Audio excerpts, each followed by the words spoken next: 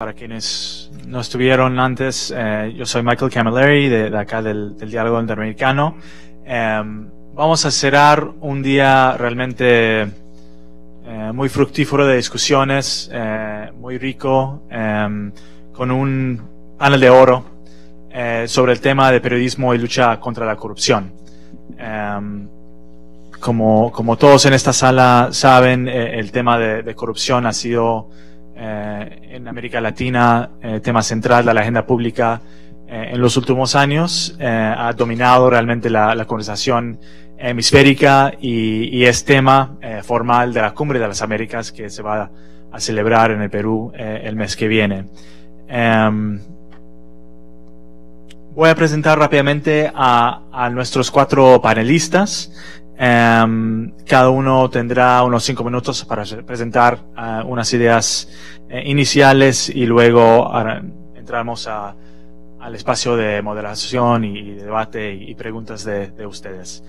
A mi derecha, Ricardo Uceda es un periodista peruano, actualmente director ejecutivo del Instituto Prensa y Sociedad, ganador de muchos premios por su labor periodística, entre ellos el Mary Morris Cabot Prize. Ha hecho muchas investigaciones sobre corrupción y violaciones de derechos humanos en su país y conoce también otras partes de la región y va a hablar un poco de eso. Dolia Esteves es periodista mexicana, experta en política exterior y las relaciones entre México y Estados Unidos. Fue corresponsal del Financiero en Washington durante 16 años. Actualmente es periodista independiente de medios mexicanos y estadounidenses, radicada aquí en Washington. Además tuvo que enfrentar la nevada para llegar a este evento esta tarde. Es columnista política del sitio Sin Embargo, autora de un blog en Forbes.com y colaboradora del noticiero en línea Proyecto Puente. Fernando del Rincón, probablemente conocido por todos, periodista mexicano, presentador en CNN desde 2010, donde conduce actualmente el programa Conclusiones de CNN. Y finalmente Claudia Méndez Arriaza, periodista y catedrática guatemalteca, fundadora y socia de Con Criterio. Fundó además la revista Contrapoder y el noticiero A las 8:45. Fue Nieman Fellow de la Universidad de Harvard, entre otras cosas. Así que, bueno, estos son los bios muy abreviados de nuestro panel que, como les dije, es un panel de oro para este tema tan importante. Ricardo, si podemos comenzar contigo, hablando un poco del panorama de periodismo de investigación.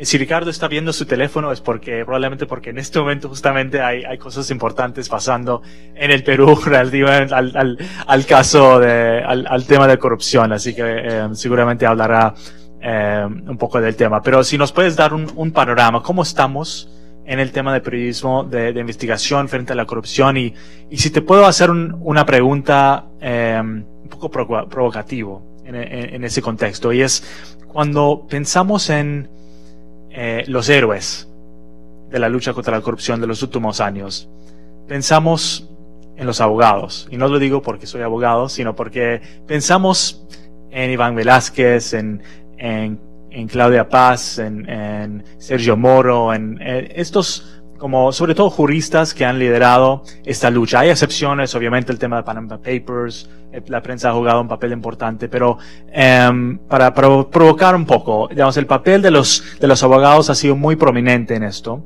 y de los periodistas quizás menos que en época pasada. Pensamos en el caso de Watergate por acá por ejemplo, donde los periodistas fueron quienes realmente lideraron la cosa. ¿Cómo, ya estamos provocando reacciones del público, pero ¿cuál es tu visión un poco del tema de la región y el papel que está jugando el periodismo?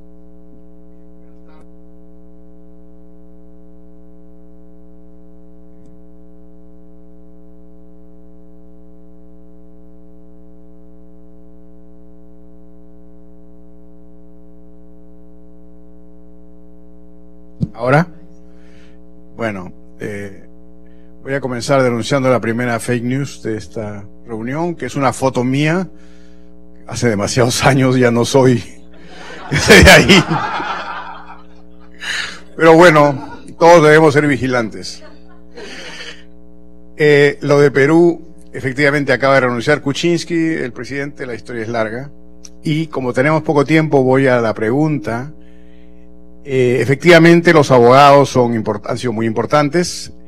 Yo tengo una, digamos, una plataforma privilegiada para ver el tema porque mi organización, junto con Transparency International, organiza un premio latinoamericano que recibe todos los años 200 trabajos de investigación desde el año 2002. Entonces hemos visto los principales trabajos, quizá no todos, pero realmente es un muestrario, un indicador muy importante de lo que se ha hecho en América Latina. Algunos de estos trabajos son muy importantes, no se conocen regionalmente, o sea, no estamos, aunque parezca mentira, muy conectados, pero son muy importantes. O sea, si nosotros nos ponemos a ver, estoy cruzando todos los años, digo, México, la Casa Blanca de Peña Nieto fue muy importante. Guatemala, los casos de corrupción del presidente Portillo, ¿no? Hace muchos años. Costa Rica, los sobornos a los expresidentes. Estamos hablando de casos notables. Nicaragua, la documentación de los depósitos ilícitos al presidente Arnoldo Alemán. Panamá, muchos casos ahora mismo, autopréstamos que se hacen los parlamentarios y otros más. Venezuela, los milinegocios, ¿no? Cómo los militares del régimen o allegados al régimen hacen realmente en una modalidad que no es similar, pero de la misma familia de Cuba, ¿no? Que en Cuba efectivamente los negocios grandes, los negocios de exportación los hacen los militares, pero oficialmente, en este caso no. Los depósitos de Menem en Suiza y sus propiedades en Miami, el tráfico de armas a Croacia y Ecuador, estoy hablando de Argentina ahora, los negocios de los Kirchner, paralelos de los Kirchner, en Perú, muchos casos importantes, el caso Ecoteva, porque ha caído el presidente Toledo, los negocios de la educación en Chile, en Brasil, el enriquecimiento ilícito del ministro poderoso de Dilma Rousseff, Palocci. O sea, estoy hablando de casos demostrados por la prensa, no como el caso Lava Jato, que es muy importante y todo, que es un caso que nace de la justicia brasileña. O sea, en América Latina tenemos casos investigados por la prensa, con el propio esfuerzo y con metodologías muy distintas, que es realmente algo impresionante y que hay casos, por ejemplo, notables, ¿no? De cámara escondida, ¿no? Un periodista brasileño que se hace pasar por un nuevo concejal y filma 30 días con la aquiescencia del nuevo alcalde, y filma 30 días todas las propuestas de coima que le hacen los proveedores de un distrito populoso en Río de Janeiro, ¿no? También periodistas que en Argentina se hacen pasar por constructores y filman lo que hay que pagarle a los obreros de la Federación de la Construcción. Bueno, tenemos más de 250 trabajos emblemáticos. Entonces, sí es muy importante, pero ¿qué idea nos da esto? Y con eso yo creo que me quedo, ¿no? Yo creo que antes, la diferencia es que en los años 90, 2000, el periodismo ha denunciado mucho, pero esto como que se ha quedado en el aire. Lo que tenemos ahora es una reacción. Estoy hablando de una tendencia general, no en todos los casos, de los sistemas judiciales, por distintas vías. Uno, ya lo dije, Panamá. Otro, por ejemplo, Guatemala. Lo que está pasando en Guatemala, digamos, ha habido un periodismo muy importante, no estoy Café de Médicos, pero es evidente que los hallazgos y juzgamientos de corrupción se deben básicamente a que ahí había un sistema muy especial, ¿no? Con intervención de las Naciones Unidas. En mi propio país, Hay muchas cosas que nacen ya de los fiscales, la corrupción, y entonces el periodismo en cierto modo se ha ido, el de investigación también, como a ver qué está pasando ahí y a recoger eso, ¿no? Y otra cosa nueva que ha hecho el periodismo es, por una serie de problemas que es muy largo explicar, ha formado como islas de periodismo de investigación, ¿no? Sin recursos, fuera de los medios, ¿no? Acá se ha hablado mucho de Armando Info y otros casos, ¿no? Pero, ese es otro fenómeno importante. Y entonces, ese es lo que hay de nuevo, ¿no? Este sistema judicial, en muchos casos se ha apartado, ya no es controlado por la clase política, ¿no? Entonces, es el fenómeno nuevo. ¿Qué hay para adelante? ¿Cuál es el reto? Que la corrupción tiene una metamorfosis que lo pone cada vez más lejano de las búsquedas tradicionales del periodismo, incluso de la justicia, ¿no?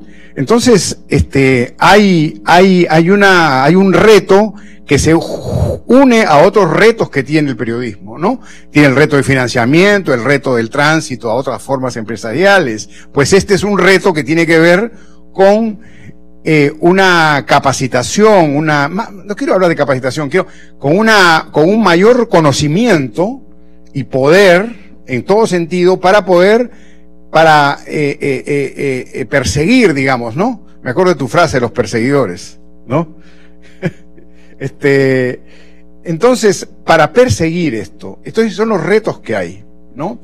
Creo que este periodismo va a continuar, se va a fortalecer en cualquier modalidad, ¿no? Yo no sé si discrepo contigo por la mañana, probablemente el formato sea distinto, pero siempre la sociedad, y incluye entre la sociedad el mundo económico, va a necesitar una actividad que contraste lo que está pasando y que sea independiente. Entonces, hay nuevas dificultades, nuevos retos, está esta cosa del Poder Judicial, y naturalmente sigue habiendo una intervención vigorosa del periodismo latinoamericano, ¿no? Pero ya hablaremos de eso luego.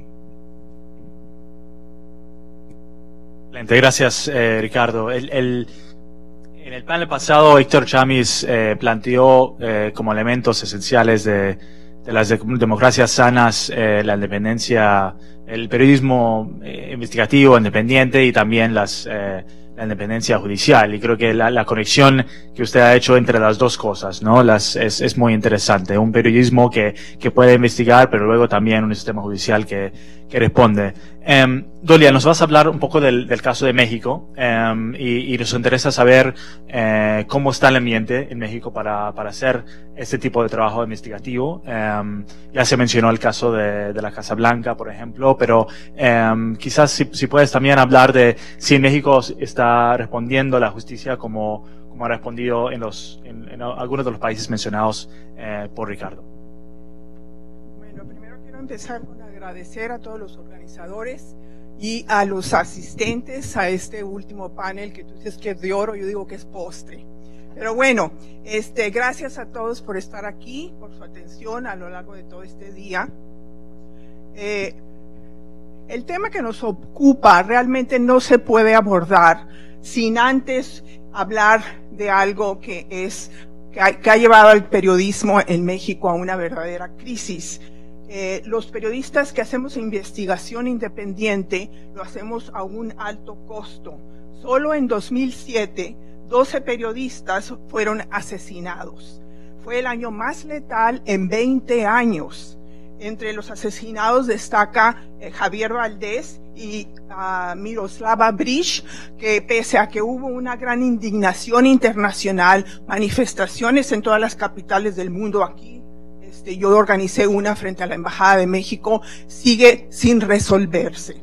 Según el informe que acaba de dar a conocer Artículo 19 el día de ayer, precisamente su informe anual, altamente recomendable para todos aquellos interesados en la libre expresión y la libertad de prensa, según este informe, en 2007 también se registraron 507 agresiones contra los periodistas. Y aún peor, 48% de esas agresiones provinieron de funcionarios gubernamentales, porque el gobierno de Enrique Peña Nieto engaña al mundo diciendo que estamos siendo asesinados por los carteles del crimen organizado, y no es así. Es porque hay un sistema totalmente de derecho totalmente disfuncional, y porque no hay garantías a la integridad física ni al ejercicio de la libre expresión en México. Matar a un periodista en México no tiene ningún precio. Hay un altísimo índice de impunidad, 98.6%. Ninguno de los casos que han existido en los últimos 20 años se han resuelto, con excepción de uno. Y la impunidad obviamente garantiza que el status quo, que va a continuar la situación como hasta ahora la hemos visto. Y bueno, el objetivo es amordazar a la prensa libre. El cómo se hará callar al periodista depende mucho de su región, de donde vive, de qué tan famoso sea, de qué tan vulnerable sea su situación económica o qué tantos contactos tenga en el gobierno. Las represalias van desde una demanda por daño moral. Daño moral en México es una acusación por difamación.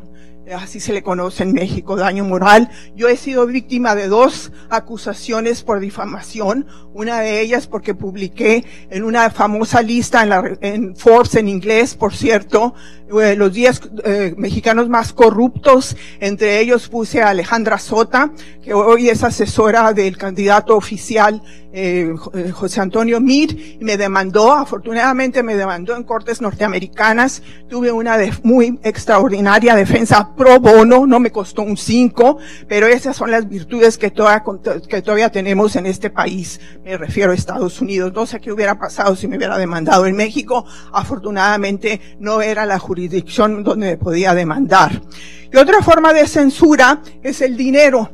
Comentaba yo en el break que solo 20 medios son recipientes del 55.5% del presupuesto de publicidad que maneja el gobierno, gobernación. Y entre este 20 medios, Televisa, que sigue siendo un monopolio a pesar de la ley de comunicaciones que se aprobó en este sexenio, sigue controlando más del 60% de la audiencia. Y Televisa es el receptor número 1 de la publicidad oficial. 16.5% de la partida total va para Televisa. Y bueno, no obstante las condiciones tan adversas y el peligro que atravesamos los periodistas, el periodismo de investigación en México llegó para quedarse. Crece y se fortalece, se organiza y busca formas creativas e innovadoras para vencer el bloqueo y el gran miedo que se genera. Denuncia, resiste, contraataca, surgen plataformas nuevas como Mexicanos contra la Corrupción y la Impunidad, conformada por periodistas de investigación dedicados a desenmascarar la corrupción, que en México es mucha. El periodismo de investigación en México ha documentado, como decía el colega aquí, una serie de casos, siendo el de la Casa Blanca el más emblemático, que lo trabajó un equipo de investigadores dirigido por Carmen Aristegui. Pero ha habido otros casos. Yo, por ejemplo, documenté como una maestra pobre que controló el Sindicato Nacional de Trabajadores durante muchos años al servicio del gobierno oficial. En este momento es millonaria y es poseedora, dueña de 3 grandes mansiones en San Diego, California. También se ha denunciado cómo gobernadores estatales compran con fondos públicos opulentos inmuebles en Nueva York, en Miami, en Houston, cómo los políticos establecen empresas fantasmas para ocultar sus riquezas, cómo funcionarios de todos los niveles usan recursos del Estado, etcétera. Todo esto lo hacemos en México a un alto precio, a un alto costo, porque hay una desprotección total tanto de las instituciones como el régimen de derecho. y pues ha demostrado su relevancia. Como decía el colega aquí, la sociedad mexicana jamás hubiera sabido del escándalo de corrupción de Enrique Peña Nieto y su esposa Angélica Rivera, de no haber sido por el trabajo de Carmen Aristegui. A ella la despidieron de un noticiero donde yo también trabajaba, Noticias MBS, porque era la condición que le puso Peña Nieto para renovarles la licencia de transmisión. Hemos informado sobre la politización de las instituciones de la Procuraduría General de la República, que en este momento de contienda electoral en México se está haciendo usada con un uso faccioso para atacar a candidatos que son adversarios al candidato del partido oficial. Y bueno, la libertad de prensa es la piedra angular de cualquier democracia. Yo creo que eso se ha dicho hasta el cansancio todo el día, pero desgraciadamente en México el libre ejercicio del periodismo no existe. Por lo tanto, mi conclusión es que México, que es un país donde existen 200,000 muertos homicidas en los últimos 15 años, 23 desaparecidos, es una democracia a medias porque no protege el ejercicio libre del periodismo. Bueno, eso es por ahora lo que tengo que decir. ¿Puedo apuntar? Muchas gracias, Dolia. Muy conmovedor, digamos. Recuerdo de los sacrificios que muchas veces... Son los colegas que asesinaron el año pasado, 2017. Aquí está Javier Valdés y aquí está Miroslava Brysk, y sus asesinatos siguen impunes. Y eso habla mucho del trabajo que tenemos para realmente poder hacer nuestro trabajo de investigación y desenmascarar la corrupción, porque todos estos periodistas que ven aquí en este póster fueron asesinados precisamente por el trabajo que estaban haciendo, desenmascarando, investigando la corrupción, lo que es otro aspecto que ya no quise abundar, que es la complicidad del Estado o de gobernantes, sobre todo a nivel estatal, con el crimen organizado. Gracias, Dolia. No podría ser más claro el argumento y la presentación, así que muchas gracias. Fernando, uno de los aspectos que levanta Dolia es el tema de la institucionalidad democrática y cómo un Estado de Derecho, tanto para aplicar justicia en estos casos que han quedado impunes frente a la violencia ejercida contra periodistas por hacer su labor, así como un poco el contraejemplo del caso de defamación de Estados Unidos, en el cual seguramente no fue grato tener que pasar por esa experiencia, pero finalmente existió un marco jurídico y un sistema judicial que permitió defender la labor seria de periodismo que Dolia había hecho. ¿Cómo es hacer este tipo de trabajo periodística en ambientes en que no existe esa institucionalidad, digamos, en que las instituciones democráticas son débiles o que están cooptadas por el poder? Si nos puedes un poco abordar este tipo de escenario. Gracias por la invitación a César, que se me perdió, estaba aquí adelante, ¿no? César Ricaurte. ¿Dónde está? Bueno, por ahí anda. Ahí le dicen que leí las gracias, ¿no? Por favor. Estaba escuchando a Doria y también estaba escuchando a Ricardo, y entonces Ricardo nos hablaba un poco de los logros que ha habido por parte también de las instituciones de gobierno, ¿no? Para llegar a desenmascarar esquemas de corrupción, y estábamos escuchando lo que representa para un periodista pues hacer investigación de este tipo, hasta el grado de tener que sacrificar la vida, ¿no? Pero aquí hay un tema que es mucho más doloroso y que quiero profundizarlo y puntualizarlo. La Casa Blanca, por ejemplo, es un trabajo de investigación muy, muy importante, pero el presidente Enrique Peña Nieto sigue siendo el presidente de México. Si eso hubiera ocurrido en un estado donde hay separación de poderes y realmente funcionan las instituciones, habría un impeachment. Si ocurriera esto en los Estados Unidos, ya estaría metido en un problema Donald Trump. sobre todo en un tipo de esquema de corrupción como este, ¿no? En el que se habían venido escondiendo las cosas. No fue lo que pasó fue que se hizo público, tuvo un costo político, sin embargo, a Carmen le costó el trabajo en la radio, y el presidente Enrique Peña Nieto nombró a alguien de su mismo equipo para que fuera el que lo investigara, ¿no? Entonces finalmente todo quedó en familia y nunca se llegó a una conclusión contundente en contra de un esquema de corrupción dentro del gobierno de Enrique Peña Nieto. Los 43 de Ayotzinapa, un tema que atendí personalmente, que estuve ahí, hicimos investigación, descubrimos que uno de los camiones había sido suplantado, nunca apareció el camión que aparecía en las imágenes de video, supuestamente el camión estaba cargado con droga, ese camión iría destino final a los Estados Unidos, y por eso es que habrían asesinado a los 43 de Ayotzinapa. Esto también se manejó dentro de la comisión de investigación de los 43 de Ayotzinapa en el Senado mexicano. Esta información y esta investigación viene también filtrada desde ahí. ¿Qué ha ocurrido con los 43 de Ayotzinapa? No ha ocurrido nada con los 43 de Ayotzinapa. Seguimos llorando y reclamando los 43 de Ayotzinapa. Y con eso me puedo ir con muchos más casos. La realidad es que no importa el nivel de periodismo e investigación que hagamos si vivimos en estados de derecho donde no hay una separación de poderes. No importan los grandiosos o magníficos abogados que existan en los países si no hay una separación de poderes, si no hay un estado de derecho.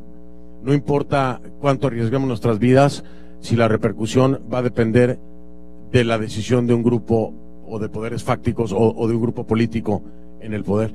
Estamos viendo un fenómeno interesantísimo que ocurre en el Ecuador. Te daba las gracias hace rato, pero te fuiste. Te esperaste a que, ¿verdad? Ya sé cómo eres. En el Ecuador, por ejemplo, lo estamos viendo ahora, ¿no? ¿Qué está ocurriendo?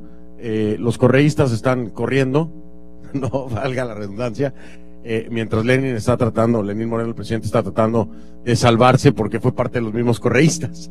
¿Qué ocurre? Aparece por ahí un personaje, Carlos Polita, el excontralor, que tiene todo un expediente de casos de presunta responsabilidad penal, y empieza a liberar los documentos que están desaparecidos en el Ecuador. De pronto ya cae entonces el presidente del Congreso, Serrano. Hay un juicio político en contra del fiscal general, Vaca Mancheno, y cierran la Secretaría de Inteligencia, que es la que investigó junto con Vaca Mancheno y la comisión del 30S el presunto golpe de Estado contra Correa. Que todos los ecuatorianos tienen y han tenido siempre la duda de si se trató de un invento. Todo el mundo piensa que sí, que no existió nunca el 30S, o sea, como intento de golpe de Estado, ¿no? Finalmente, ¿qué es lo que va a pasar? Ahí hay un periodismo de investigación, se lograron documentar muchas cosas, se consiguieron documentos, lo viví hace como un mes, ¿no? Completo, que estuve dando seguimiento a eso. ¿Qué ocurre? Dentro de la separación de poderes que les hablo, no va a pasar nada con el 30S. ¿Por qué? Porque Lenín Moreno era vicepresidente de Rafael Correa cuando se dio el presunto intento de golpe de Estado. El mismo Lenín Moreno se encontraba fuera de Quito cuando dan el presunto golpe de Estado y se le pregunta a Lenín Moreno y dice que le habían ofrecido a él quedar en el poder, y cuando se le pregunta quién le ofreció quedar en el poder, nunca responde quién. Destapar el 30S para Lenín Moreno es involucrarse él mismo. ¿Qué es lo mejor que se puede hacer? Y aquí es donde tenemos que ver, más que investigación, el movimiento de las fichas. ¿Qué es lo que se puede hacer? Vamos a cerrar la Secretaría de Inteligencia, porque es la que tiene toda la documentación y la investigación para sustentar una falsedad como la del 30S. La investigación está hecha, el periodista la ha hecho, el periodista la ha descubierto, pero el sistema político y la falta de separación y de Estado de Derecho de un país no va a permitir que tenga la consecuencia que debería tener. Nosotros como periodistas podemos cansarnos de hacer investigación, pero los resultados no van a llegar mientras no tengamos verdaderos países con sistemas jurídicos independientes. No va a ocurrir. Estamos viendo el caso de Odebrecht. Odebrecht, aunque viene del ámbito de la justicia, la Comisión Lavallato y las investigaciones, cuando salpica a cada país, es la justicia de cada país la que tiene que hacer la labor. Se han dado notas periodísticas destapando información, en el caso de México, que no se había dado a conocer públicamente por la Comisión Lavallato.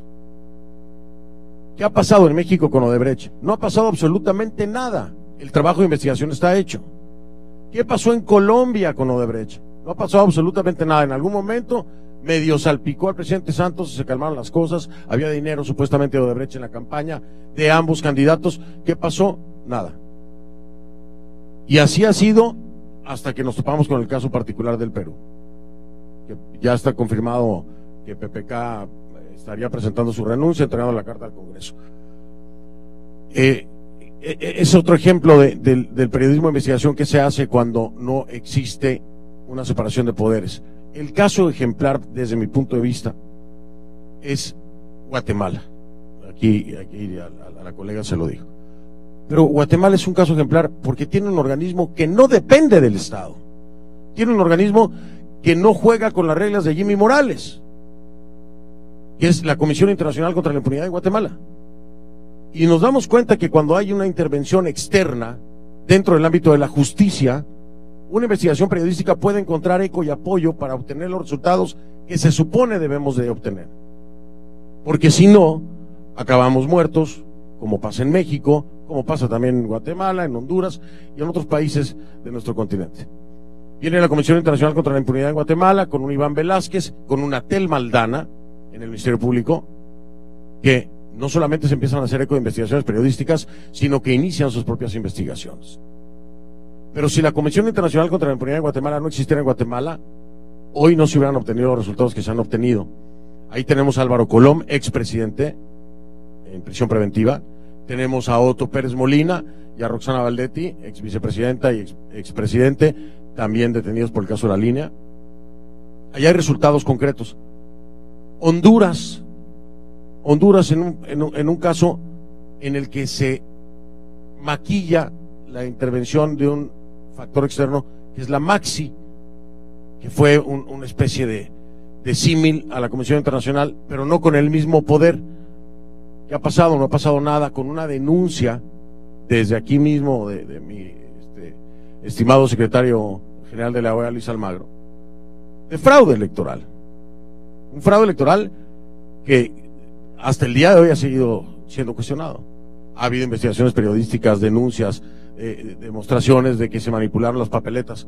¿Qué ha pasado? Nada. ¿Por qué? Porque no hay un organismo independiente. Mi pregunta es, para poder nosotros como periodistas lograr tener los resultados, porque nosotros no exponemos con la investigación solo para dar las noticias, estamos esperando que haya un resultado, que se activen los mecanismos de justicia y que se llegue a conclusiones o a consecuencias acorde al nivel del delito, no nada más el costo político que pueda tener, que pareciera a muchos no les importa el costo político, el caso de Peña Nieto, el mismo Nicolás Maduro, en fin, hay muchos que están dispuestos a pagar ese costo político, ¿no? Aunque bajen en las encuestas, todos están en el poder, nadie los va a quitar de ahí. ¿Qué es lo que tenemos que hacer? Tenemos que buscar entonces los espacios para ejercer la presión y que se obtengan esos resultados. Pero ¿cómo hacerlo dentro del país? Es muy difícil. Todos los periodistas mexicanos, creo, podemos, y tendríamos algún caso como el que ya escuchábamos de persecución. Yo lo viví en mi época y fui perseguido por el gobierno del Estado de Nuevo León cuando desenmascaramos un cartel dentro de la Policía Judicial del Estado. Y estaba amenazado de muerte, estuve monitoreado, me grababan, me llamaban por teléfono, me perseguían, tuve que salir de Nuevo León a final de cuentas del Estado. Tuve que declarar ante la Procuraduría General de la República durante 14 horas porque estaban entonces queriéndome a mí cargar un delito por conspiración y no sé qué tantas figuras legales. Cuando sales de México y entonces trabajas sobre México y estás en Estados Unidos ya no te pueden tocar. Pero el resultado final no trasciende. Hoy tenemos una herramienta que es muy importante y que aquí no se ha hablado, me voy a extender un poquito, que es esta interconectividad a través de las plataformas digitales. Hay alianzas súper importantes y súper poderosas de periodistas de investigación, que quiero decirlo con todo respeto, difiero, cada vez es menos el verdadero periodismo de investigación que se hace, porque es muy costoso a nivel personal, porque es muy costoso a nivel económico, porque es muy difícil conseguir los recursos para hacerlo. Dentro de las empresas tampoco es tan fácil hacerlo, porque hay muchas implicaciones y muchas complicaciones, se tienen límites. El periodismo independiente de investigación hoy padece la falta de fondeo, la falta de seguridad, la falta de apoyo. Pero al descubrir y utilizar esta herramienta y poder integrarnos en poderosos grupos de investigación, ya no va a depender solamente de los resultados que pueda obtener la justicia de un país en donde no hay justicia, como Venezuela. La activación de la comunidad internacional en el caso de Venezuela se logró gracias a esa integración de periodistas de diferentes partes del mundo, estoy hablando globalmente, denunciando una misma situación. Y estamos hablando de Europa, estamos hablando de Latinoamérica, estamos hablando de cualquier otra parte del mundo donde entendieran lo que pasaba en Venezuela. Hoy hay una activación de la comunidad internacional contra no solo un tema de violación a derechos humanos, sino también con un tema de corrupción, los mismos bloqueos, el tema de, ¿cómo se llama la criptomoneda? El petro de los venezolanos, que ya ha sido precisamente bloqueado por este mismo gobierno de los Estados Unidos. Entonces, buscar el respaldo de nosotros mismos dentro de una plataforma que nos permita ser globales y que ya la noticia no se convierta en algo local, que exponga ya no solamente en el costo político dentro del país, sino que exponga a nivel internacional a estas figuras macabras de la política latinoamericana, puede ayudarnos a obtener resultados mucho más contundentes. Pero si nos vamos a basar, y perdón si sueno muy crudo, pero si nos vamos a basar o vamos a confiar en la justicia de nuestros países, estamos fritos, porque en la mayoría de los casos no hay una separación de poderes, desgraciadamente. Y cuando lo hay, es que hay un factor externo que los obliga a separarse precisamente los poderes fácticos para obtener los resultados que se deben de tener. Creo que ya. Gracias, Fernando. Claudia, Fernando llamó a Guatemala el caso ejemplar. Hace unos años quizás era difícil imaginar que estaríamos hablando de Guatemala en esos términos. Aquí está el embajador que nos puede recordar de esos tiempos quizás, pero es cierto, digamos, con la labor que ha hecho la CICIG en los últimos años, con dos fiscales generales, Claudia Paz y ahora Telma Aldana, que han hecho un trabajo de mucho coraje y calidad técnica, se ha logrado cosas muy importantes en la justicia, hasta el punto de tener expresidentes y otros altos oficiales en la cárcel por casos de corrupción. Digamos, esa impunidad quizás sistemática que había existido para ese tipo de casos, en Guatemala se ha logrado ir rompiendo. Y eso es algo que ha capturado la atención del hemisferio y en cierta medida el mundo. Le voy a preguntar sobre un aspecto particular de esta historia, porque al tiempo que lo de Guatemala es impresionante y inspira, también a veces parece muy frágil. Uno tiene la impresión que cosas como la elección del nuevo o la nueva fiscal general este año podría afectar todos estos avances que ha tenido el país. Es un proceso que, como muchos conocen, es muy complejo, donde juegan muchos intereses, donde hay fuerzas oscuras que han tratado de infiltrar a veces el proceso, pero que por lo menos las últimas dos veces ha logrado sacar personas de mucha valentía y calidad. ¿Cómo ha sido en su experiencia el papel del periodismo para fiscalizar y hacer un control y dar transparencia a estos procesos que son tan importantes para mantener el tipo de separación de poderes e institucionalidad del que ha hablado Fernando? Yo lo que creo es que esta lucha contra la corrupción y la impunidad nos ha dejado a todos lecciones muy importantes y voy a empezar por el final a propósito de la pregunta, pero por ejemplo en 2015 cuando empezó a ocurrir todo lo que ocurrió en Guatemala, ya les voy a mostrar por qué está esto en las pantallas. Aún no, pero voy a llegar a eso. Y lo que quiero decir es que hubo una broma que quizás yo la hice en mi redacción, y cuando empezaron a caer todos los grandes políticos, cuando empezaron a caer todas las personas que estaban en los liderazgos diferentes del país, yo hice una broma y dije, bueno, yo tengo ganas de escribir que en algún momento me quedé con el cambio cuando me mandaron a comprar el pan y antes de que me lleve la CICIG, yo le debo ese cambio a mi mamá. Era alguna manera en la que todo el mundo en Guatemala estaba, ¿verdad? ¿Cuánto debo? ¿Qué platos he roto? ¿Y a dónde me tengo que presentar a pagarlos? Y esa fue la sensación en 2015. Fue una sensación muy, muy fuerte donde la ciudadanía y la prensa cobraron un papel protagónico, pero no es la situación del 2017. En el 2015 aprendimos que la política estaba prácticamente cooptada, pero en el 2016 la gran lección es quién cooptó a la política, y la política la cooptaron los grandes capitales, y entonces la historia ya no nos gustó tanto, y empezó una resistencia a toda esa lucha que todavía estamos viviendo. ¿Qué estamos viviendo en el 2017? Ya no es la resistencia, ya es la ofensiva de todo ese poder económico, político y criminal que coincide para destruir este proceso. Las tres grandes lecciones que yo puedo extraer, bueno, son muchas, pero no los quiero aburrir, pero las tres grandes lecciones es que no, el periodismo que cubre la corrupción no es un periodismo de escándalos. Si me quedo en el escándalo, el periodismo no va a llegar ni va a calar en donde debe calar. El periodismo que cubre la corrupción debe aprender que la corrupción es un sistema y que realmente lo que hace es acomodarse, y lo que tiene que hacer es cooptar estados. Ya no es la historia del narcotraficante que financió al alcalde para tenerlo como un siervo y un esclavo de sus intereses. Es la historia del narcotraficante que se vistió de político y que llega al poder. Eso es Otto Pérez Molina, el crimen organizado que oficialmente tomó el poder de Guatemala, y quien no lo vio así desde el principio, pues se perdió la primera elección de Guatemala.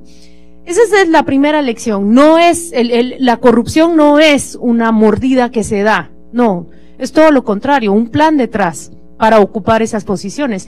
La segunda lección tiene que ver con tu pregunta.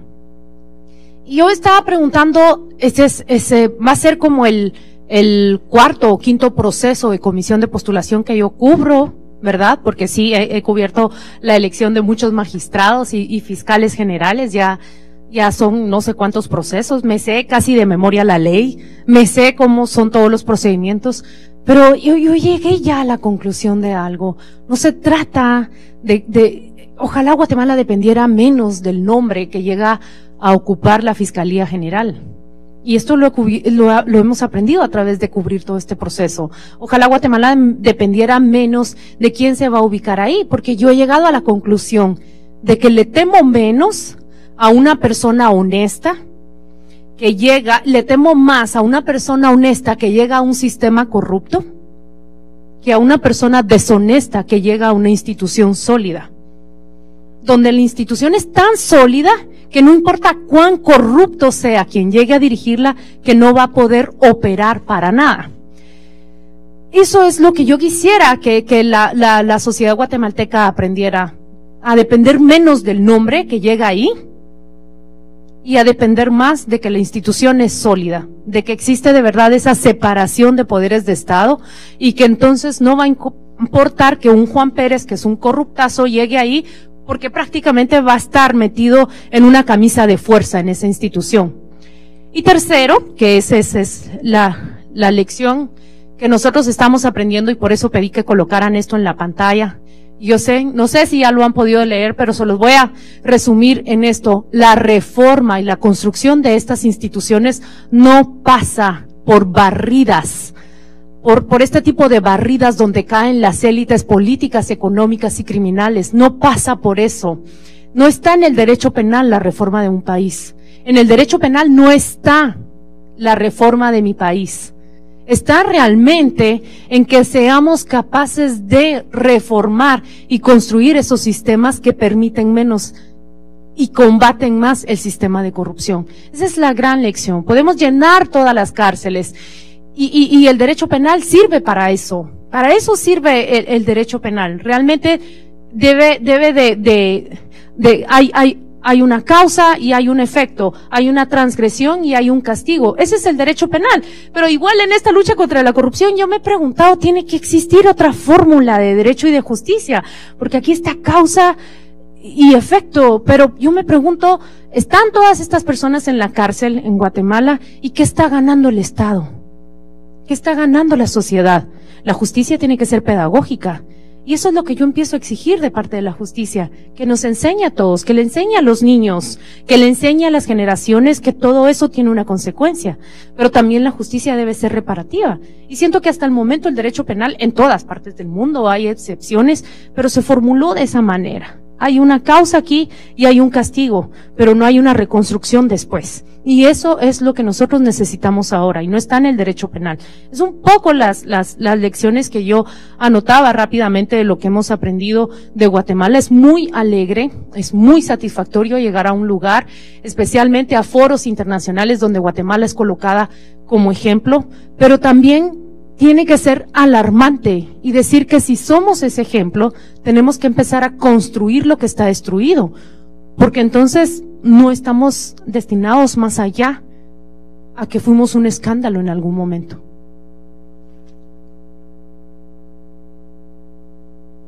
Claudia, gracias. Me quedan muchas preguntas, pero creo que dado la hora y dado el lujo que también tenemos de tener a todos ustedes acá presentes, sería mejor abrir a preguntas y usar el resto del tiempo para discusión con el grupo. Así que podemos tomar quizás estas 3 preguntas para comenzar y luego volvemos con el panel. Por favor. Si tú puedes presentar también. Sí. Gracias. Mi nombre es José Velázquez, soy productor ejecutivo en la televisión pública china. Quiero preguntar sobre la corrupción en la prensa, dentro de los medios, porque los medios no son permeables, ¿no? Se pueden infiltrar siempre periodistas que son corruptos o periodistas que son relacionadores públicos del gobierno, del poder, de la banca, etcétera. ¿Qué se hace en esos casos? ¿Cómo se puede filtrar y cómo se puede reaccionar desde dentro hacia un mal elemento, ¿no? Una pregunta abierta, no sé quién la quiere responder. Gracias. Solo te digo que mi antiguo jefe es fugitivo de la justicia, para que veas. Tomamos 3 preguntas y...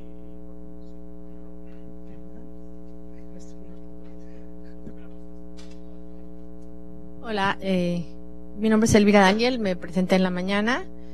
Me es grato escuchar ya lo que está pasando en México porque soy mexicana, entonces me encanta saber el periodismo serio que se hace desde los periodistas independientes, y creo que hay que tener la capacidad de diferenciar entre los medios de comunicación y la corrupción que existe o la cooptación que existe muchas veces, o particularmente en el caso de México, desde el gobierno hacia los medios.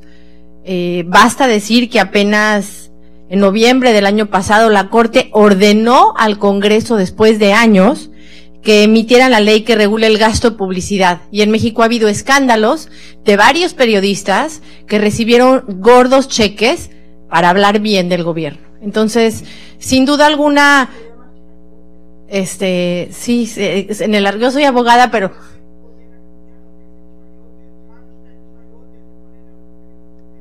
que son muchos, ¿no? Entonces yo hablaría de lo que son los medios de comunicación y el control de esos medios, que en México es grande, particularmente medios electrónicos, y segundo, de los pocos, pero dignos e importantísimos periodistas independientes. Creo que aquí tenemos ejemplo de 2, ¿no? Que es algo bien importante.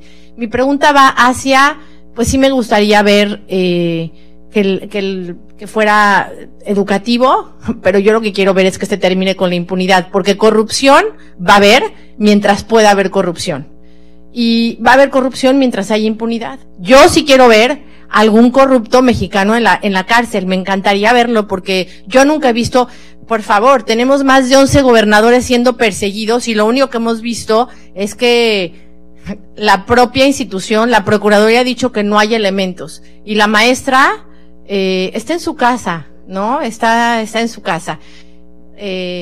La pregunta es, ¿qué hacemos en México?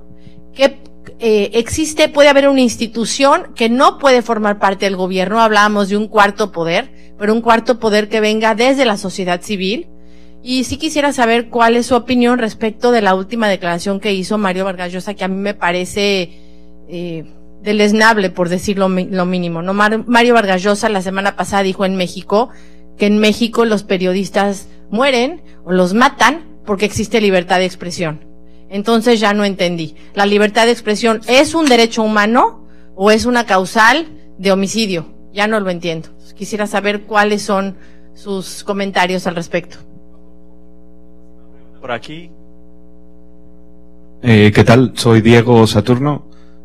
Soy investigador de la Universidad de Navarra, soy mexicano, anteriormente trabajaba en el regulador de Telecom, en México y había sido periodista durante algún tiempo, colaborando con la CPJ, con Michael O'Connor, que trabajaba en México, que garantizaba la seguridad de periodistas y falleció hace no mucho en México. Michael O'Connor, periodista de muchos años, americano. Pero me gustaría hablar de un tema que no se ha tocado en el tema de la corrupción, que tiene que ver con los whistleblowers. Creo que ese es un tema muy importante, al menos en México.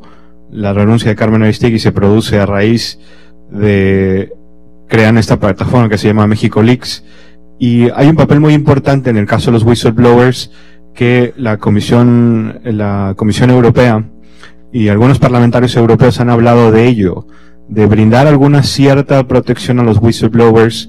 Y me gustaría saber, en el campo de discutir el tema de la corrupción, qué tanto peso tienen los whistleblowers, como la protección de fuentes en el caso de los periodistas, porque al final de cuentas, para que haya un caso documentado de corrupción, tiene que haber alguien dentro que éticamente o por una circunstancia decida salir con una cierta información, darle a algún periodista o darle algunas pistas a un periodista, y que el periodista venga con esa historia y se publique y genere lo que ocurre como casos como ha sido Watergate o en todos los casos de corrupción documentados. Siempre ha habido ese tema en los whistleblowers. Me gustaría saber su opinión sobre eso. Muy bien. ¿Por qué no comenzamos esta vez con Claudia y pueden contestar la pregunta o las preguntas que quieran? Solo no quiero ser malinterpretada. Por supuesto que el combate a la impunidad es necesario, pero creer que la reforma de un sistema está ahí, no. Entonces, lo que quiero decir es, tienes hoy presos a 3 expresidentes, tienes presos a 4 expresidentes de Congreso de la República, tienes presa a una expresidenta de la Corte Suprema de Justicia. Creo que si la sociedad cree que allí está la solución, está equivocada. No, para nada minimizo la lucha contra la impunidad. Tiene que tener su función y puede ser pedagógica, pero hasta allí, cambiar el sistema que lo provocó no pasa por el derecho penal, y sobre todo la reparación para la sociedad tampoco está pasando por allí hasta ahora.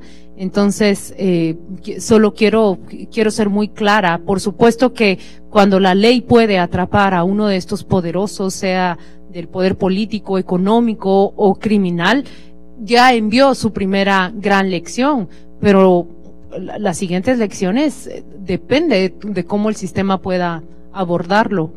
Eso. El tema bueno, todos así rápido.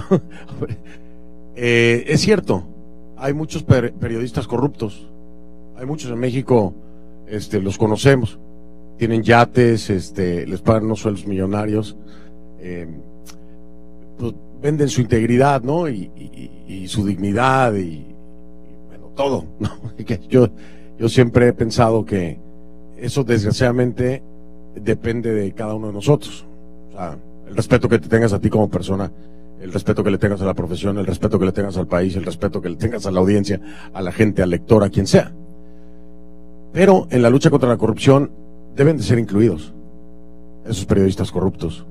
En la lucha contra la corrupción deben terminar presos también esos periodistas corruptos. Y en México, ni el político ni el periodista corrupto termina preso, respondiendo a parte de tu pregunta. Porque el periodista corrupto ahora tiene de todas formas otro programa de televisión y sigue gozando de sus yates y del chayote, ¿no? Como decimos, payola, como le quieran llamar. Entonces, de nueva cuenta, regreso a mi punto inicial.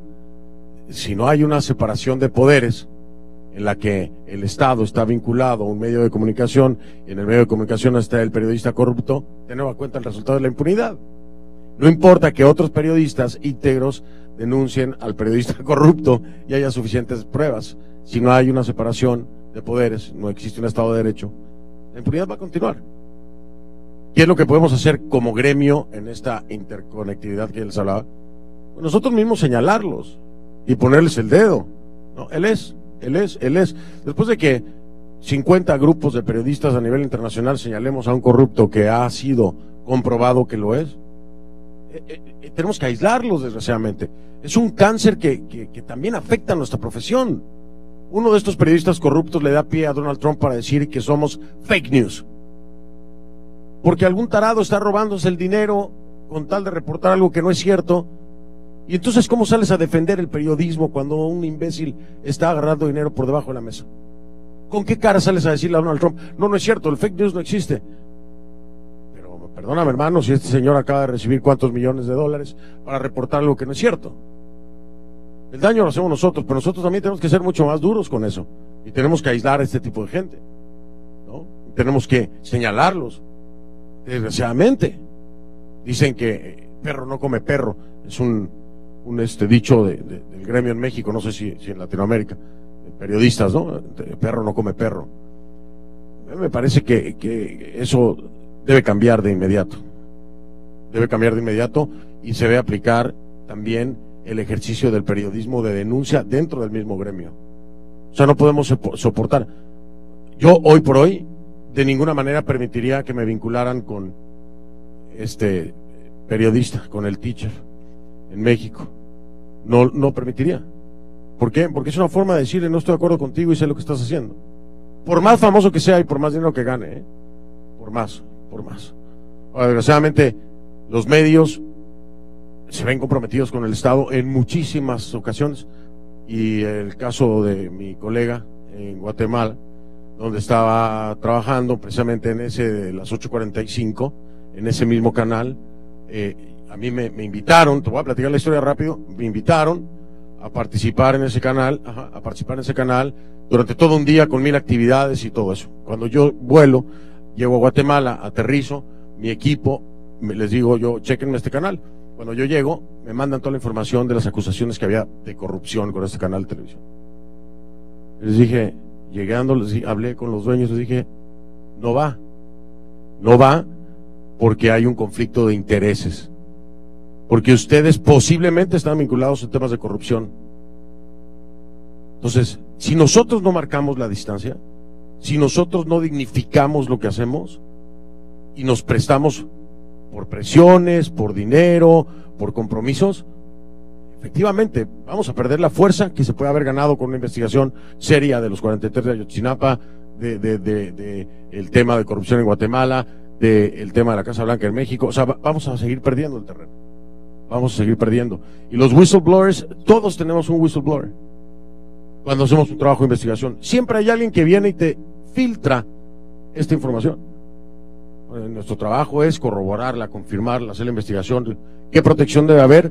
La primera, es una regla de oro para mí, es nunca quemar a tus fuentes y nunca revelarlas.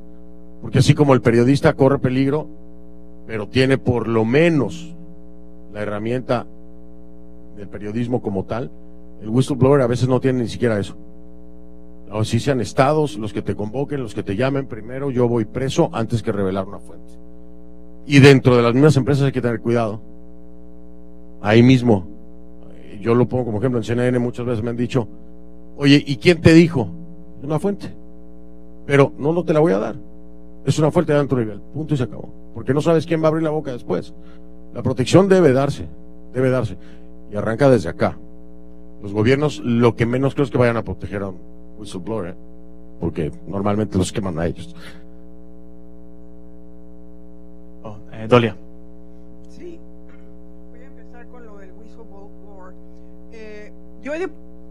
Casi toda mi profesión yo la he ejercido aquí en Washington, en mi profesión de periodista, entonces conozco muy bien. Y lo que te puedo decir es que la cultura del whistleblower aquí en Estados Unidos está mucho más desarrollada que en México. En México, para ganarte un whistleblower que verdaderamente te dé una información de alto calado, es más difícil. Cuando es mi experiencia, en Estados Unidos es más fácil, hay más cultura de eso. Si no es al periodista que recibe información oficial aquí, el periodista no es perseguido a menos que esa información oficial comprometa la seguridad nacional o un caso judicial. Entonces sí te dan un citatorio.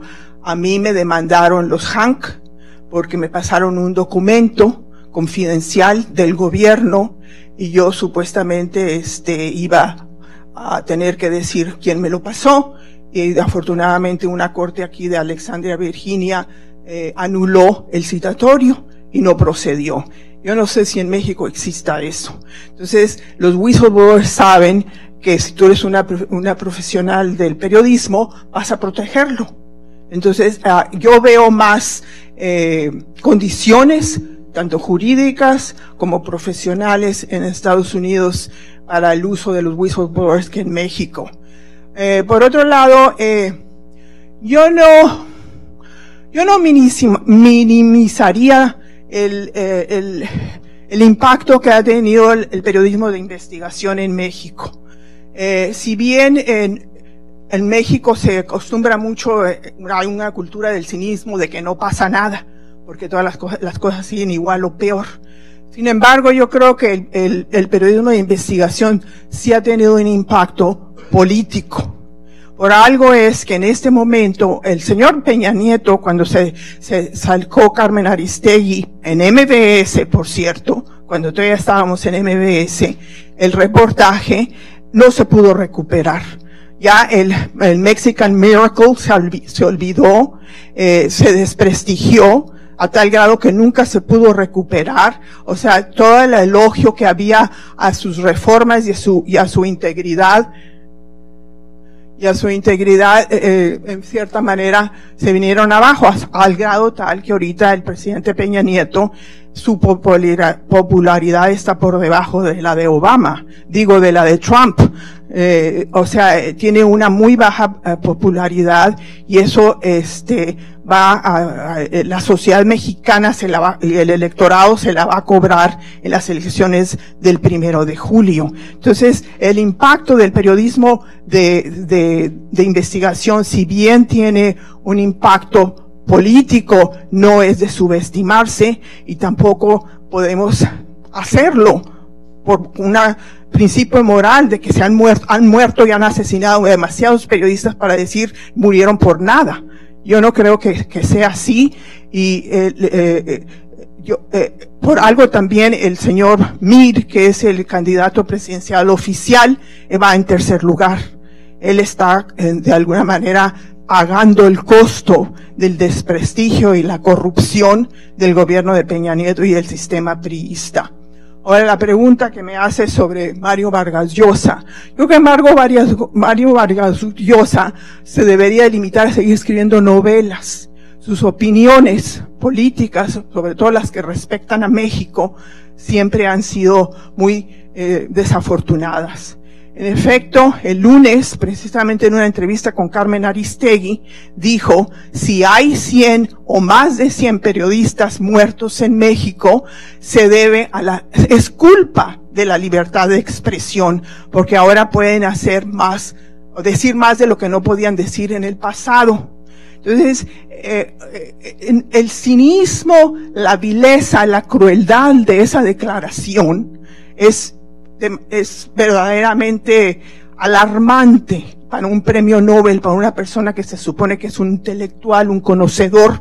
Es verdaderamente primitivo, porque la verdad es que si hay más de 100 periodistas asesinados impunemente en México, es porque existe un sistema jurídico totalmente disfuncional y controlado por el Estado. O sea, no hay un sistema, como decía el colega, independiente de las instituciones, está al servicio de las políticas y del gobierno en turno. Y lo ha sido así, o sea, ni la Suprema Corte de Justicia ni el Congreso está separado del Poder Ejecutivo.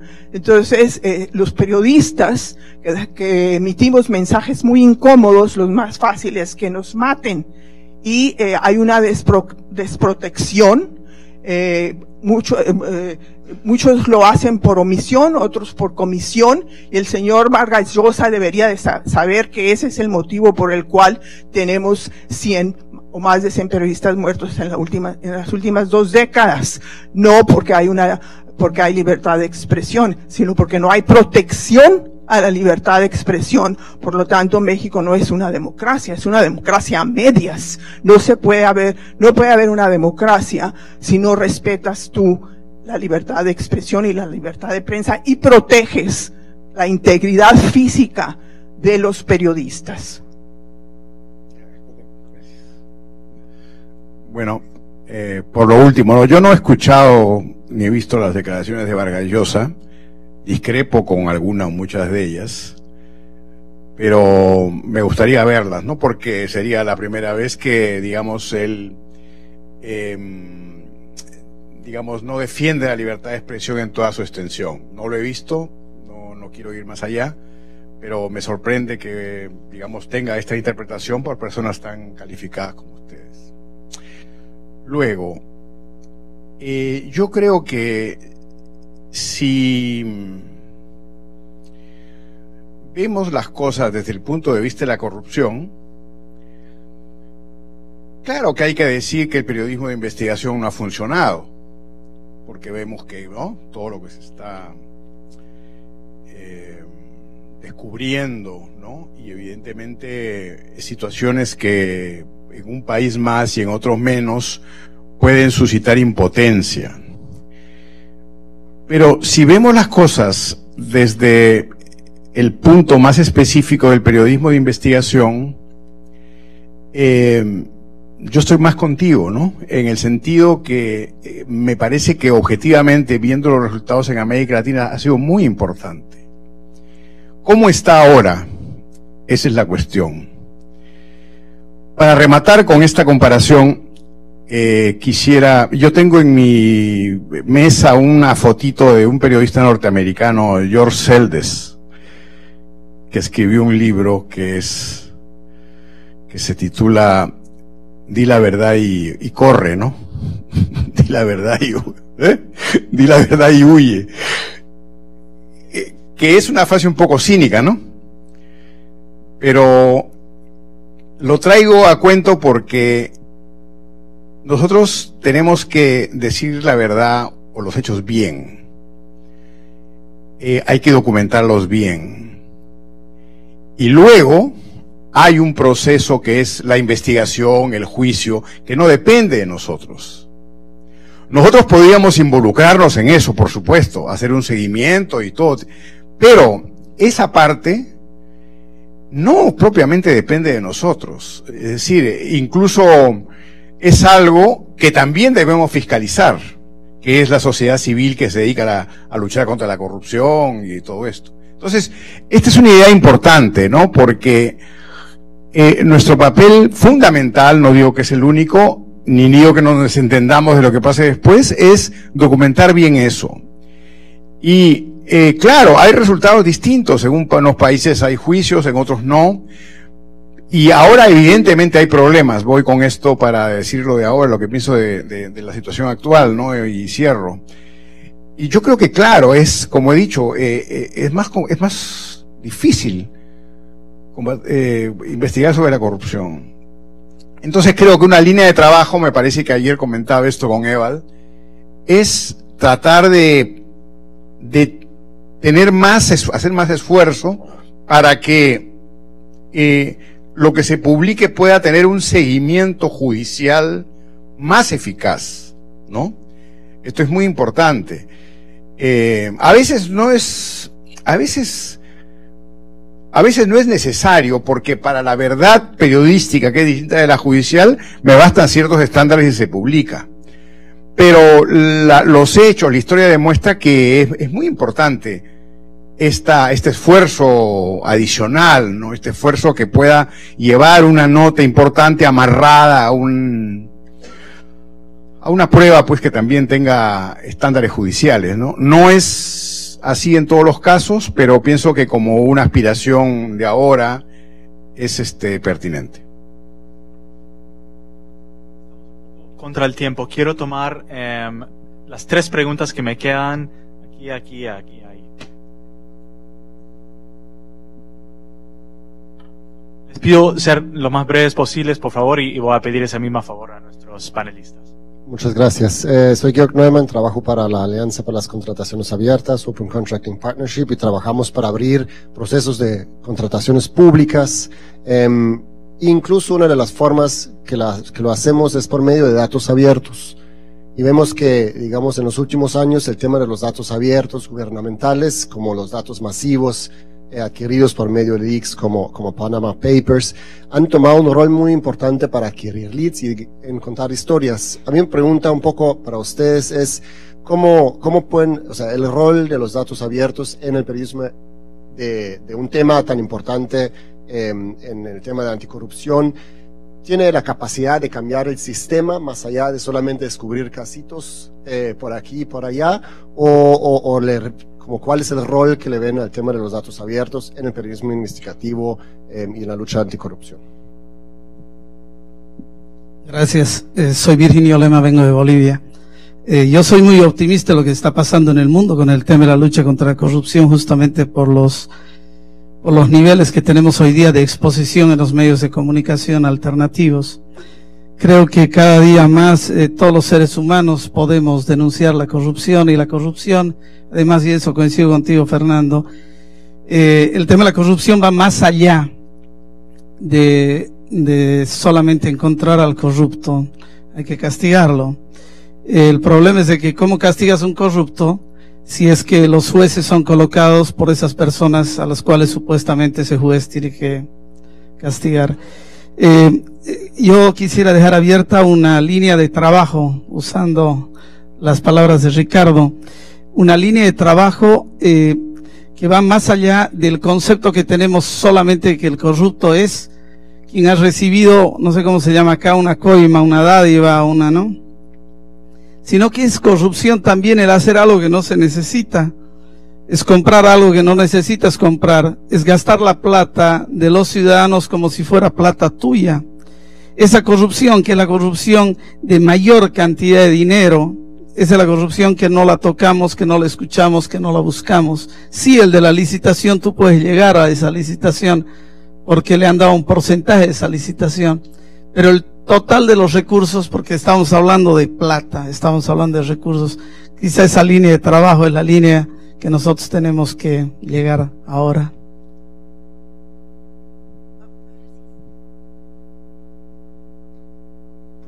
Gracias.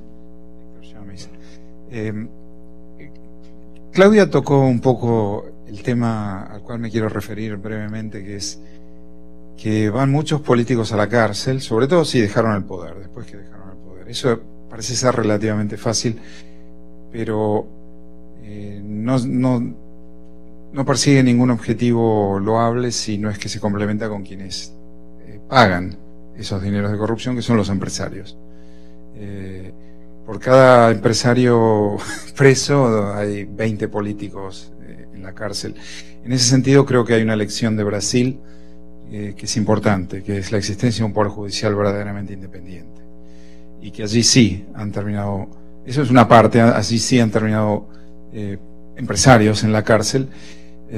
Lo del juez Moro es ejemplar en el sentido que, bueno, imaginemos cualquier otro país de América Latina donde un juez de provincia, Curitiba, desestructura un sistema de corrupción destinado a la reproducción en el poder de un grupo corrupto. Y lo otro es que fue complementado con que el caso, por el acta de prácticas corruptas en el extranjero de Estados Unidos, el caso terminó radicado en Nueva York, donde hubo, por supuesto, arrepentidos, pero hubo también divulgación de toda la información en cuestión. Entonces, esto como para complementar, Claudia, el comentario acerca de que la reforma judicial no es un tema efectivamente del derecho penal, pero además que en la lucha, aún antes de llegar ahí en la lucha, bueno, a ver si quién manda a los que pagan la corrupción, que pagan las coimas, las dádivas, a la cárcel también, ¿no? Voy a pedir a cada uno de ustedes unos 2 minutos de respuestas y cualquier último reflexión o comentario. Ahora que está por elegirse al nuevo fiscal general, en Guatemala en algunos círculos se le llama como esta es la batalla final de los grupos criminales que se han organizado para resistir y para atacar, y la batalla entre de ellos contra todo ese proceso que empezó CICIG y Ministerio Público. El proceso debe ser constantemente vigilado. La reforma que se propuso nunca se concretó por una sola razón. Quienes tienen en sus manos el poder son justamente los perseguidos. Y entonces el Congreso, por ejemplo, la primera reforma que rechazó fue la del antejuicio. Hoy el antejuicio en Guatemala es la figura de menos reputación que existe, pero sigue vigente. Los sistemas de comisión de postulación para elección de magistrados, jueces y fiscales generales también son sistemas con una pobre reputación, pero siguen vigentes. Y así te puedo enumerar una serie de procesos, una serie de figuras que todavía no terminan de transformarse, de reformarse. Y pasa que lamentablemente las personas que son responsables de hacerlo no van a hacerlo. Ellos primero emitieron 2 decretos para reducir las penas de los delitos de corrupción, que reformar todo esto que nos garantizaba un sistema distinto. Entonces, ¿qué queda? Pareciera que no queda nada, pero aquí me quiero referir a lo que realmente queda, y es que el periodismo en Guatemala sigue apuntando hacia los vicios que tienen estos sistemas, y los apunta y los refleja. Yo creo que acá en Estados Unidos acaba de suceder, y la prensa acaba de demostrar también que hay algo que todavía funciona, y es el escarnio público que representan las publicaciones. En la medida que ese escarnio funcione en las sociedades, pues un trabajo se va a hacer. Lamentablemente no es todo el trabajo para transformar las sociedades, las pequeñas comunidades, pero es al menos un paso. Y creo que no hay que dejar de hacerlo. Al menos yo como periodista seguimos publicando, se presentan tantas y tantas tachas, estamos siguiendo el proceso, qué es lo que piensan los candidatos a fiscales generales, pero también creo que es tiempo que como periodistas transformemos esa conversación y empecemos a preguntar en qué medida esta persona garantiza la construcción tanto de procesos como de instituciones más sólidas, van mucho más allá de lo que estamos acostumbrados a cubrir.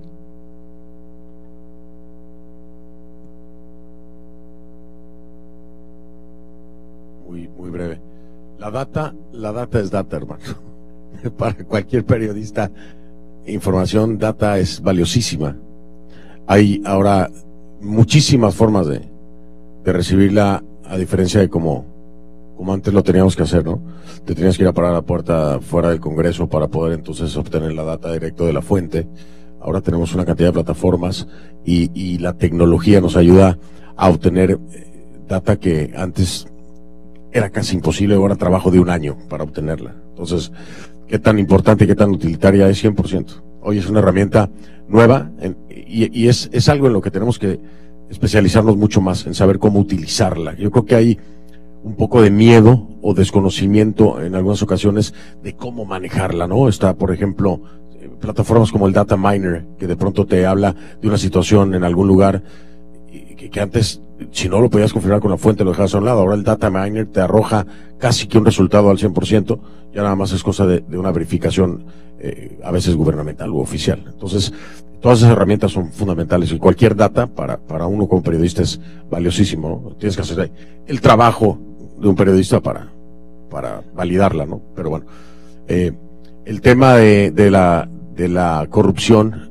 y desgraciadamente tengo que ser muy, a veces las opiniones son muy crudas, pero a mí no me importa, ¿no? Y no me interesa lo que piensen. Nosotros como latinoamericanos estamos perdidos en el tema de la corrupción, no solamente por culpa de los gobiernos. Nosotros participamos de la corrupción. Somos permisivos. La mordida al policía en México para que no te pongan la multa. El que roben un poquito pero que salpiquen. Es decir, al menos en el caso mexicano y que casi toda Latinoamérica, participamos de esa corrupción. Tenemos que a través también de nuestro trabajo como periodistas, tratar de reeducar, reformatear el cerebro del latinoamericano para entender las dimensiones del daño de la corrupción. La corrupción no es solamente dinero, la corrupción cuesta vidas. Cuando hay corrupción, como en el caso del Seguro Social en Honduras, o sea, falsificaron medicamentos. Hay gente que muere por la corrupción. La corrupción cuesta vidas, no cuesta dinero nada más. En la medida que nosotros como periodistas podamos hacer entender a la gente que más allá del dinero en la corrupción se van vidas, se van familias, se pierde el futuro de un país, a ese nivel tan trágico como el que puede morir alguien de tu familia por la corrupción, vamos a tener otra percepción de si participamos o no. La participación es a diferentes escalas, obviamente, dependiendo de tus capacidades económicas, ¿no? Un empresario puede participar mayormente en términos de dinero. El daño en el tejido social es terrible. Pero esa sociedad tiene que entender que el más mínimo ápice de participación dentro de esa estructura de corrupción también es nuestra obligación controlarla para poderla combatir. Y la percepción de lo que es la corrupción también está en manos de nosotros como comunicadores, como periodistas, para hacerlo entender, ¿no? Si jalas la hebra, llega a un Juan o a una Lupita, desde ahí hasta arriba, ¿no? Hasta el último. Y lo de Chamis ya se lo contestó la colega.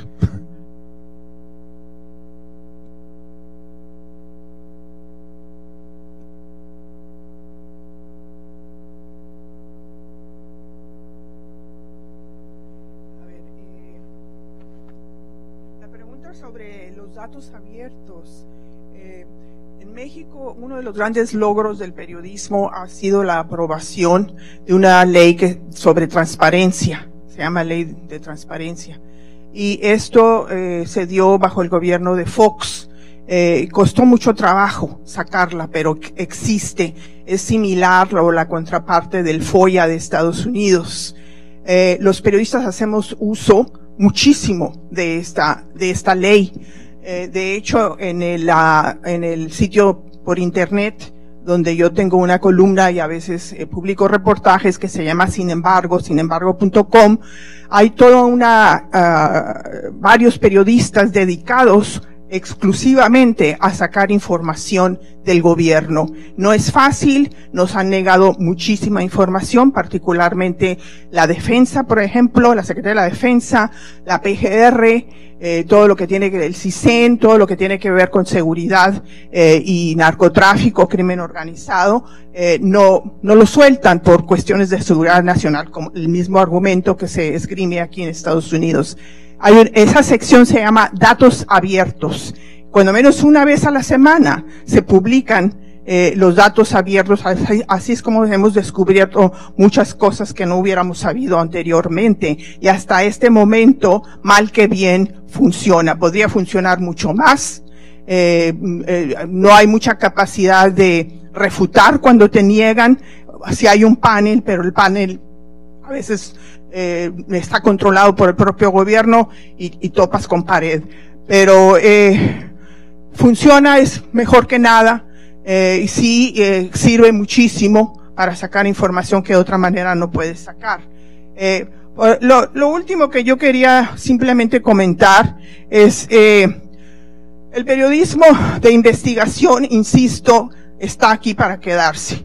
En tanto que haya corrupción y malos gobernantes, vamos a seguir haciendo periodismo, y hemos abierto una tercera opción al plomo, a la plata y plomo con las que se nos ha tratado a través de todos los años, que es precisamente unirnos, trabajar en conjunto, crear nuevas organizaciones, nuevas plataformas y continuar con la batalla. Se lo debemos a todos los que lo han matado haciendo este trabajo, y va a continuar, porque el periodismo o los periodistas, yo cuando menos, y sé que muchos colegas, no estamos en esto por la profesión, es una forma de vida. Te levantas y comes, desayunas, comes y cenas datos, información periodismo. O sea, los periodistas que no conciben el periodismo como una forma de vida son los que terminan aceptando el chayote o corrupto. Y entonces mejor te vas a otra profesión, a otra profesión. Y en la medida en que haya periodismo de investigación, periodismo independiente, periodismo comprometido con la sociedad, hay esperanzas de cambios. Y en esa batalla estamos y en esa batalla vamos a continuar. Gracias. Bien, creo que todas las herramientas y los recursos, bases de datos, construcción de datos abiertos, construcción de bases de datos, redes, asociaciones para obtener información muy específica, especializada, es ahora indispensable para investigar casos de corrupción o casos de enajenamiento de servicios públicos como salud. Corrupción es un término muy amplio, ¿no? Entonces, creo que la parte más profesional y sólida del periodismo, o si no está sólida profesional, va por ese rumbo, ¿no? Pero como dije, no necesariamente va a haber resultados, ¿no? Por ejemplo, en mi país, ¿no? Tenemos un presidente que está preso por un caso de violación de derechos humanos, entre otros, que es Fujimori, ¿no? En esa documentación fue muy importante la prensa, en la documentación de ese caso. Después tenemos otro presidente que va a estar preso porque fue coimeado por Odebrecht. En este caso, no, tenemos para todos los gustos. En este caso, sí hubo una primera investigación de un periodista, Oscar Libón, que dio con la compra de la casa Mala Vida y que abrió un proceso importante, ¿no? Después terminó de matar, por así decirlo, a Toledo, o a Alejandro Toledo, las revelaciones que dio Odebrecht de que lo había sobornado, ¿no? Pero hay un segundo caso de aporte de periodismo. Fíjense que en estos últimos años de premio, y lleva el turno, el periodismo peruano no ha sido el más premiado, ¿no?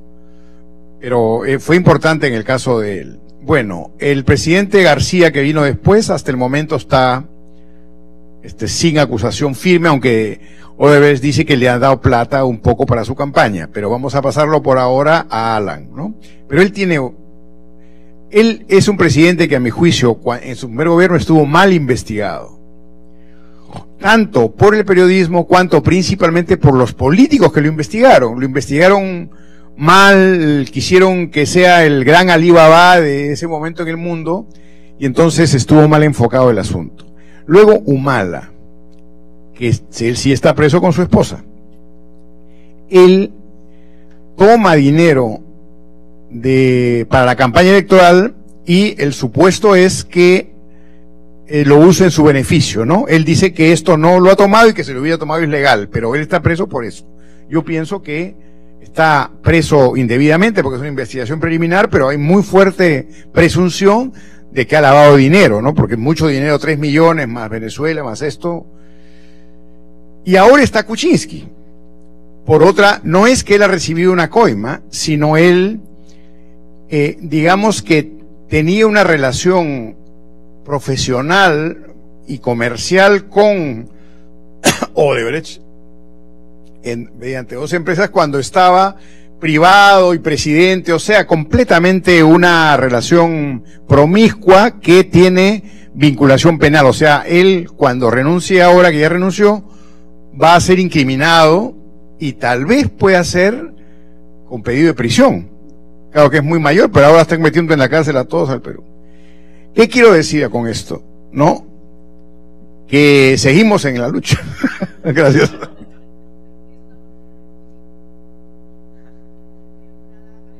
Bueno, buena nota para terminar. Creo que este panel de oro reunió todas las expectativas y quiero agradecer mucho a las 4 panelistas por acompañarnos. quiero, ahora que lo tienes fuera, Doria, también agradecerte especialmente por hacernos recordar a estas personas que han dado la vida para cumplir una tarea que no debe ser riesgosa, que es traer información al público, y creo que es muy oportuno en este tipo de discusión recordar el valor y el ejemplo de ellos, y también reconocer el ejemplo de estas 4 personas que tenemos aquí que también cumplen ese papel con esa vocación para el beneficio de todos.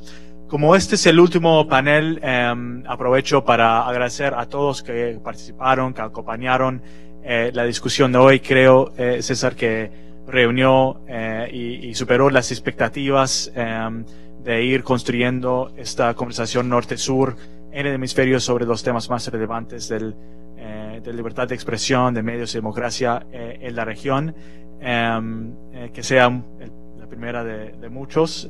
Para el diálogo interamericano ha sido un placer colaborar con Fundamedios y todos nuestros socios en el evento. Quiero dejar que César tenga la última palabra, pero antes de eso agradecer a estos panelistas.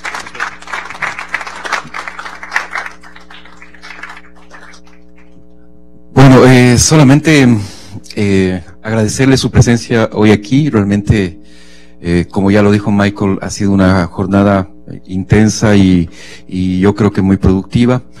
Vamos a tener las relatorías de las distintas mesas, va a estar disponible también el video del streaming para que ustedes lo puedan consultar, y creemos que definitivamente es el primer paso para construir esas redes de comunicación, de trabajo, de solidaridad entre periodistas de América Latina y periodistas de medios hispanos de los Estados Unidos. Creo que es más urgente que nunca reforzar esos lazos, esos nexos, y aún más frente a los intentos autoritarios de varios gobiernos de la región. Así que muchísimas gracias por estar aquí.